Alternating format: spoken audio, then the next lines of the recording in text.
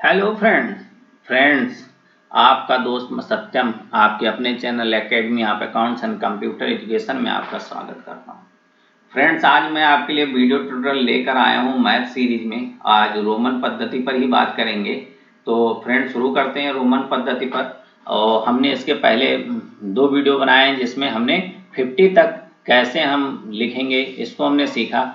आज हम 50 के ऊपर चलेंगे और इसको कैसे लिखते हैं इसको समझते हैं। तो फ्रेंड्स, शुरू करते हैं। 50 के लिए हमें मालूम है कि L होता है, तो हम यहाँ पर 50 लिख लेते हैं। हमने ये 50 लिख दिया। 51 लिखना है तो हमें रूल्स पता है कि इन अंकों को हम 3 बार अधिकतम लिख सकते हैं। तो हमने अगर यहाँ पर 1 लिखा तो यानी 50 + 1 = 51 हो गया। इसी तरीके से हम 59 यानी 59 तक चलेंगे और यहाँ पर हमने 59 ले लिया और 59 हो गया। 60 लिखने के लिए कोई दिक्कत नहीं। 50 + 10 = 60। यहाँ भी कोई दिक्कत नहीं। 60 के आगे 50 + 10 60 + 10 70 = मेरा 70 हो गया। इसी के आगे 50 + 10 + 10 + 10 = 80 हो गया। तो अब क्या हुआ, यहाँ 80 तक लिख लिया। 80 के बाद हमारे पास 50 के बाद 100 है, तो 90 तो है नहीं, 100 हम लिख लेते हैं। तो 100 अगर लिखेंगे तो क्या लिखेंगे, C। अब हमको देखना यह है कि 100 से छोटी संख्या हमारे रोमन में कौन सी है। तो 100 से छोटी संख्या 50 है, बस 50 को हम ना आगे ना पीछे लिख सकते, सिंगल रहता है। तो 100 से छोटी संख्या कौन सी है, 10 है।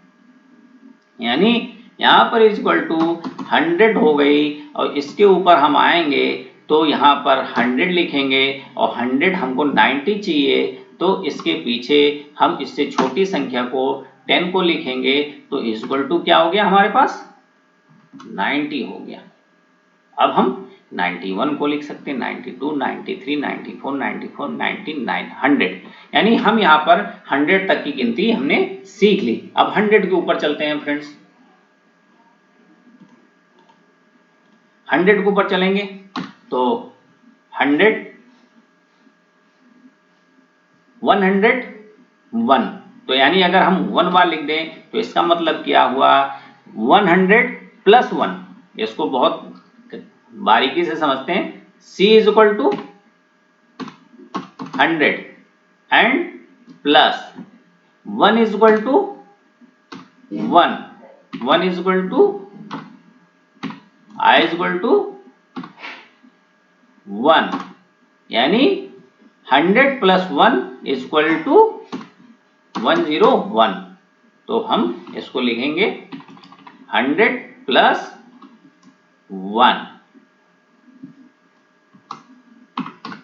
100 + 1 101। सारे रूल लेंगे। अब 100 है, 2 अगर लगा दिया तो 102 हो गया। यानी हम यहाँ पर 101 से लेके 110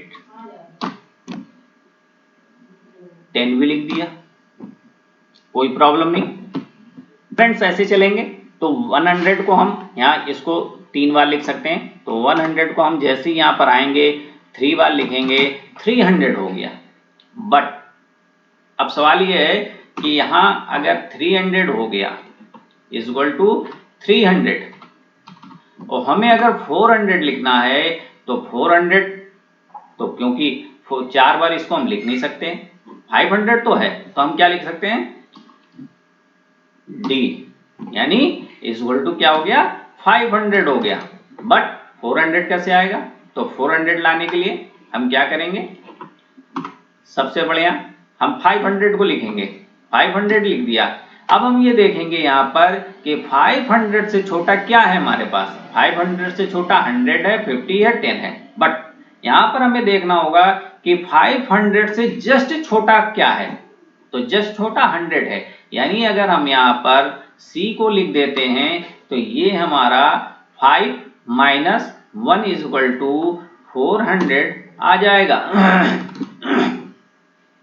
अब 400, 401, 499, अब 499 लिखना है तो भी कोई प्रॉब्लम नहीं, क्योंकि C और D ये 400 हो गया, और 99 यानी 99 90 कैसे बनता था, यानी 100 में 10 माइनस करेंगे, 100 क्या था, 100 C था, और हमने इसमें 10 माइनस किया तो ये 90 बन गया, और 9 हमने लिखना है तो 9 लिखने के लिए क्या है कि 10 हमारे पास था तो हमने 10 लिखा, और इसके पीछे 1 हमने माइनस कर दिया तो 9 बन गया। यानी कि कहने का मतलब यह है कि हमारे पास कुल कितने नंबर हैं, I, X, C, M, V, L, D। इन नंबरों से ही इन नंबरों को आगे लगा के हम प्लस कर सकते हैं, एक बार पीछे लगा के माइनस कर सकते हैं। बट रूल ये है कि हम इन नंबरों को जब पीछे लगाएंगे तो जस्ट उसके बाद वाली जो, यानी कि अगर 1000 है तो 1000 से छोटी संख्या क्या है, 500 है, बट 500 को हम लिख नहीं सकते हैं तो 100 को हम लिख सकते हैं, तो इसलिए 1000 के पीछे हम 100 लिखेंगे तो 900 हमें प्राप्त होगा। तो अब इसको आगे भी समझ लेते हैं फ्रेंड्स।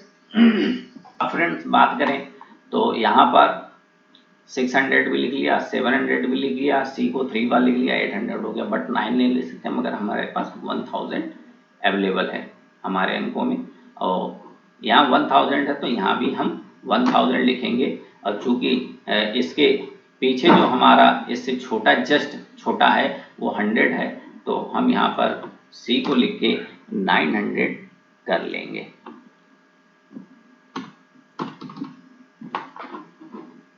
इसमें समझने वाली बात यह है कि हम कोई भी अंक बनाना होगा तो जस्ट अगर हमको माइनस करना है तो जस्ट उसके पीछे के अंकों में, इन्हीं अंकों में से कोई एक अंक ढूंढेंगे, और जस्ट जो उससे पहले अंक आया होगा उसी को हम देखेंगे और उसको माइनस कर लेंगे। तो फ्रेंड्स आज के लिए इतना ही, और नए वीडियो ट्यूटोरियल में और रोमन पर ही आगे बात करेंगे। तब तक के लिए थैंक यू, गुड बाय।